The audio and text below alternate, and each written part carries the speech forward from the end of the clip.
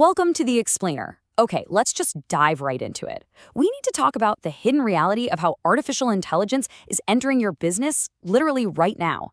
It is moving way faster than most governance programs are actually prepared to handle, and it's fundamentally changing the entire risk landscape. And look, we aren't just talking about abstract future risks here, we are talking about your operational reality today. So ask yourself this: do you actually know where AI lives in your business? It's a super simple question, right?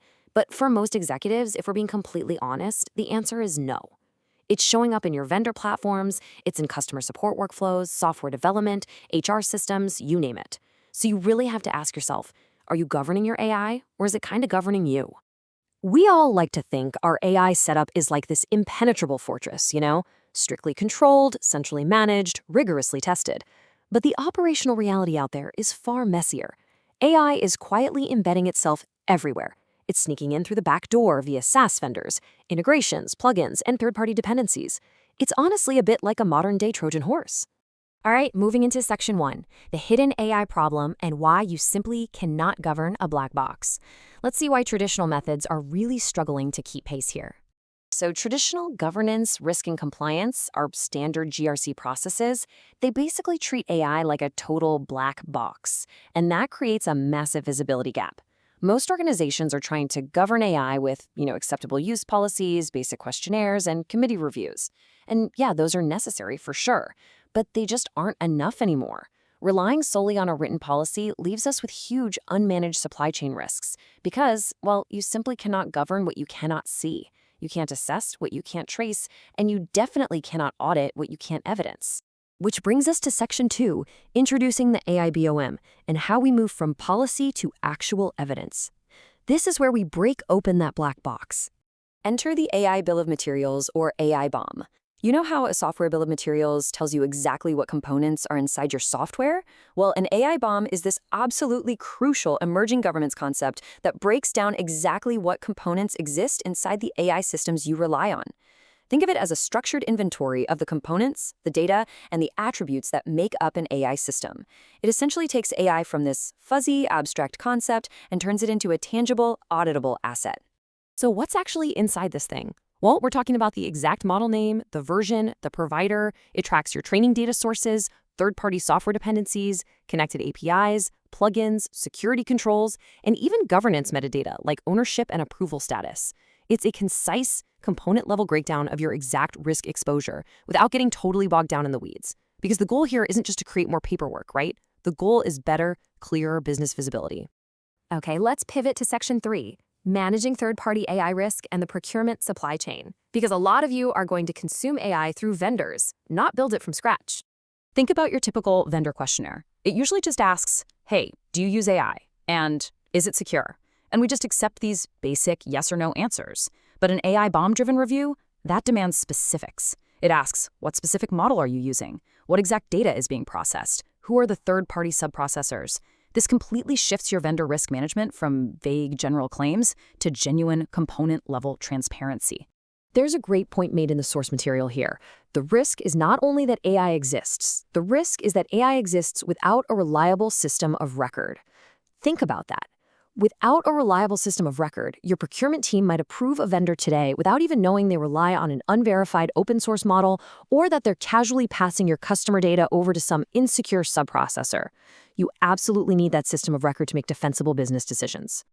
All right, Section 4, beware of silent drift. This is the unseen evolution of AI, and honestly, it's the stuff that keeps risk executives up at night. Because here's the thing, your biggest operational risk isn't necessarily unauthorized shadow AI.